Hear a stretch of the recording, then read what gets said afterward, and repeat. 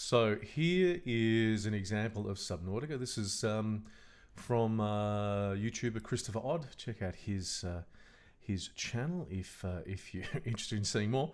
And look, this is only 10 seconds or something. It's very quick.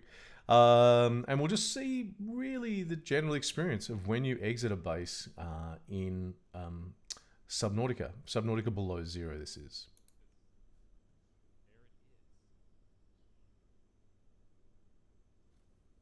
Okay, so now we need to go get. And that is pretty much it. So let's just go back to our notes. So, my bad. Let's go back to the notes.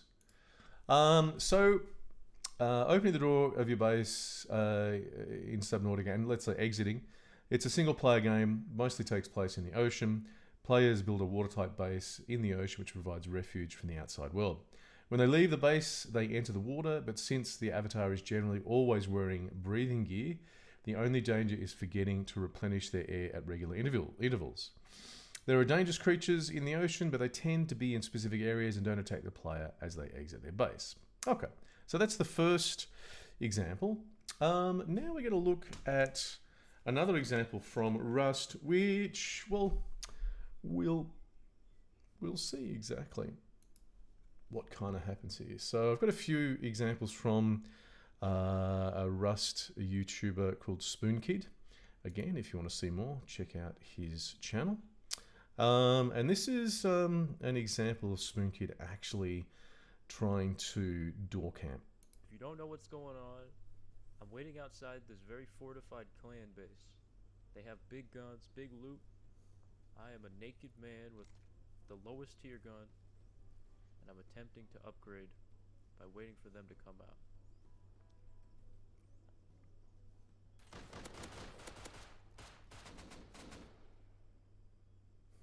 It did not work, okay? But you know what did work is now we have intel.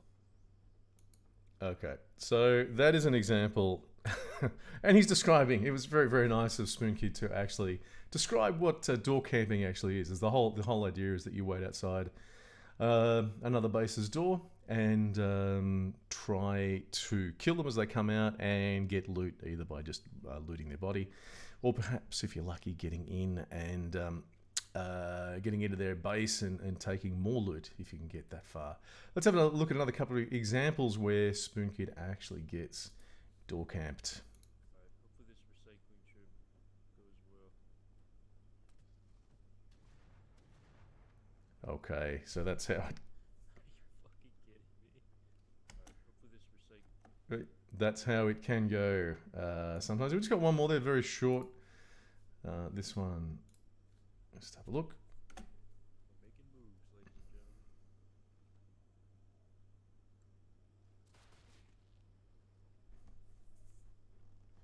I just can't fucking win, man. You kidding me?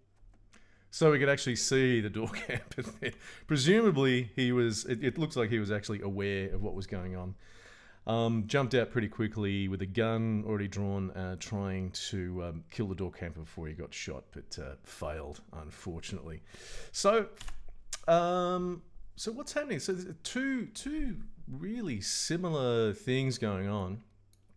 Let's go to the next one.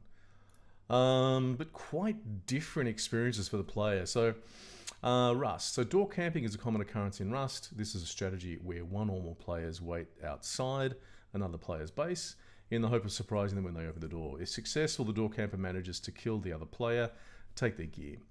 If the front door is left open, they can also gain entry to the base and potentially take it over and or take all the loot. So very different experiences. Subnautica, Rust. But hang on, wait a minute. Isn't it the same thing? I mean, basically it's got a door, you're going through there. Well, this is one of the things I wanted to point out. So the game experience, for example, so it's for both games it's similar and includes the game experience or the game pattern includes the art assets for the door and the door frame. So think now we're talking about if I was going to create this myself as a game designer. I would want to have the assets, so the mesh for the door and the door frame. I'd want to have the animations for the door opening and closing, and some sort of control mechanism allowing the player to open and close the door. So it could be something like a trigger box or some sort of trace or something. Now, the player activities. Now, kind of similar. So in Subnautica, basically just go to the door, leave the base, you open the door, leave the base. The door closes automatically behind the player, so that's pretty easy. That doesn't happen in Rust. In Rust, well, check as best you can that no one's waiting to kill you. And this is pretty much, it's a multiplayer game, pretty much a constant sort of situation. Have a weapon ready, as we saw Spoonkid had his weapon out as he jumped out the door in the last one. Open the door, exit the base, try and close the door as quickly as possible so no one can gain access to the base. Different player activities, as you can see. So Subnautica, pretty basic. Rust, okay, things are a bit different here. So the player experience in this case of Subnautica is relatively functional. It simply involves opening a door and moving from one environment to another, to the point where you almost wouldn't even bother really focusing very much on this as a player experience, because really, you know, it's just going from one environment to another environment, sort of going from inside the base to outside the base and vice versa. In Rust, on the other hand, the player experience of opening the door involves a high level of danger and anxiety. You can lose your gear. And the thing is, taken in as a whole, in context, getting gear in a game like Rust is not that easy. You've got to go and collect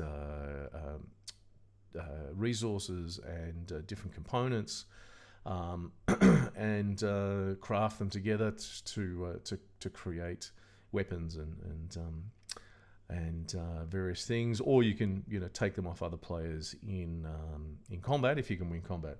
So getting these things is actually hard. So losing them is kind of there's a level of emotional attachment, if you like. So comparison, although the two examples are functionally the same, a player opens the door and exits their base, the emotional response in each case is really quite different. And this is what we're talking about when we talk about the actual player experience. This is really the part that we're focusing on, the emotional response or the individual response in each case. It's not just the emotional response.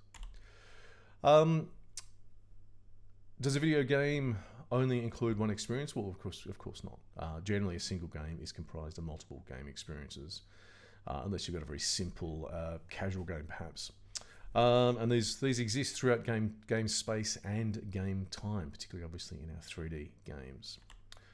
So if we can visualize this again, we have the player, and we can imagine the player as they go through the game experiencing different game experiences or game patterns, if you like, or mechanics throughout the game itself. So as you just saw there, that might be collecting resources, there might be combat, there could be also eating, replenishing, interacting with other players. So you can have all these experiences happening alongside each other.